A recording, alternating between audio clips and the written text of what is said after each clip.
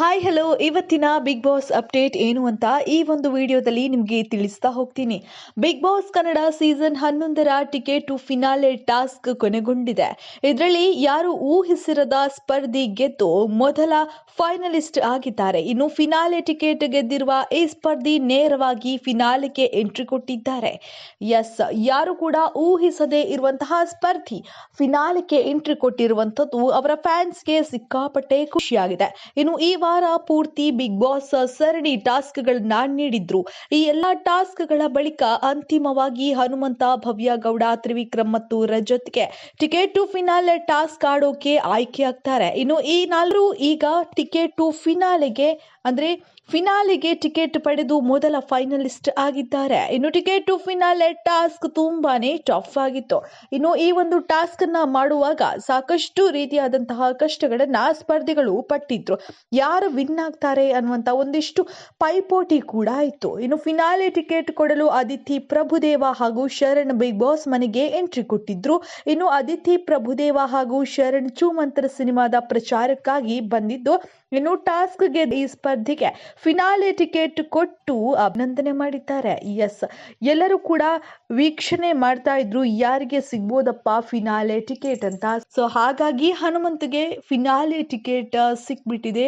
Finalist ಆಗಿ ಹನುಮಂತು ಕಾಣಿಸ್ಕೊಳ್ತಾ ಇದ್ದಾರೆ. ಇನ್ನು ಭವ್ಯ ಗೌಡ, ತ್ರಿವಿಕ್ರಮ್, ರಜತ್ ಹಾಗೂ ಹನುಮಂತು ಟಿಕೆಟ್ ಟು ಫಿನಾಲೆ ಪಡೆಯೋಕೆ ರೋಚಕ ಸ್ಪರ್ಧೆಯನ್ನ ಕೂಡ ಅವರು ಆಟವನ್ನ ಕೂಡ ಆಡಿದ್ರು. ಹಗ್ಗದ ಮೇಲೆ ಹತ್ತಿ ಕೀಲಿ ಕೈ ತೆಗೆದುಕೊಂಡು ಪೆಟ್ಟಿಗೆಯ ಬೀಗ ತೆಗೆದು ಅದರಲ್ಲಿದ್ದ ಬಿಗ್ ಬಾಸ್ ಬಾವುಟವನ್ನ ಮನೆಯ ಮೇಲೆ ಹತ್ತಿ ಆರಿಸುವಂತಹ ಒಂದು ಟಾಸ್ಕ್ ಕೂಡ ಅವರಿಗೆ ನೀಡಲಾಗಿತ್ತು.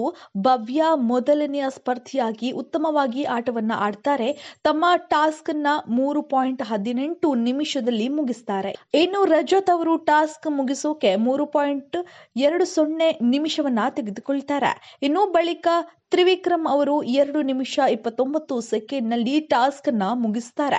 ಇನ್ನು ಕೊನೆಯದಾಗಿ ಆಟವಾಡಿದ ಹನುಮಂತ 2 ನಿಮಿಷ 27 ಸೆಕೆಂಡ್ನಲ್ಲಿ ಆಟವನ್ನ ಆಡಿ ಮುಗಿಸ್ತಾರೆ. ಇದರಿಂದಾಗಿ ಅತಿ ಕಡಿಮೆ ಸಮಯದಲ್ಲಿ ಹನುಮಂತ ಅವರು ವಿನ್ ಆಗ್ತಾರೆ. ಇನ್ನು ಹನುಮಂತನ ಆಟಕ್ಕೆ ಪ್ರೇಕ್ಷಕರಿಂದ ಒಂದಿಷ್ಟು ಪ್ರಶಂಸೆ ಕೂಡ ವ್ಯಕ್ತವಾಗ್ತಾ ಇರುವಂತದ್ದು. ಸಾಕಷ್ಟು ಜನ ಹನುಮಂತ ಅವರನ್ನ ಮೆಚ್ಚುಗೆಯನ್ನ ವ್ಯಕ್ತಪಡಿಸ್ತಾ ಇದ್ದಾರೆ.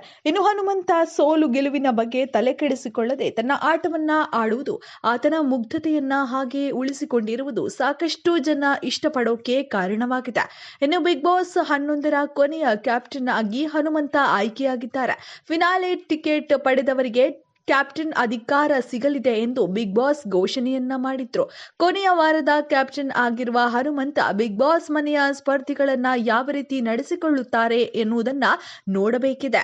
ಈ ವಾರ ಕೆಟ್ಟ ನಿರ್ಧಾರದಿಂದ ತಾನೂ ಕೂಡ ಸೋತು ಗೌತಮಿ ಸೋಲಿಗೂ ಕಾರಣವಾಗಿದ್ದಂತಹ ಉಗ್ರ ಮಂಜುಗೆ ಸ್ಪರ್ಧಿಗಳೆಲ್ಲ ಸೇರಿ ಕಳಪೆ ಪಟ್ಟಿಯನ್ನ ಕೊಟ್ಬಿಟ್ಟಿದ್ದಾರೆ. ಉಗ್ರ ಮಂಜು ಅವರಿಗೆ ಯಾವುದೇ ರೀತಿಯಾದಂತಹ ಈ ಹಿಂದೆ ಕಳಪೆ ಪಟ್ಟಿ ಸಿಕ್ಕಿರಲಿಲ್ಲ. ಆದ್ರೆ ಇದಾದ ಬಳಿಕ ಇದೀಗ ಕಳಪೆ ಪಟ್ಟಿ ಕೊಟ್ಟಿದ್ದಾರೆ. ಉಗ್ರ ಮಂಜು ಅವರು ಕಳಪೆ ಪಟ್ಟಿಯನ್ನ ಪಡೆದುಕೊಂಡು ಜೈಲು ವಾಸವನ್ನ ಅನುಭವಿಸ್ತಾ ಇದ್ದಾರೆ. ಇದರ ಬಗ್ಗೆ ನಿಮ್ಮ ಅನಿಸಿಕೆ, ಅಭಿಪ್ರಾಯಗಳನ್ನ ಮುಕ್ತವಾಗಿ ಕಮೆಂಟ್ ಮೂಲಕ ತಿಳಿಸಬಹುದು. ಇದೇ ರೀತಿಯಾದಂತಹ ಬಿಗ್ ಬಾಸ್ ಅಪ್ಡೇಟ್ಗಳಿಗಾಗಿ ವೀಕ್ಷಿಸಿ ಸಂಜೆವಾಣಿ. ಧನ್ಯವಾದಗಳು.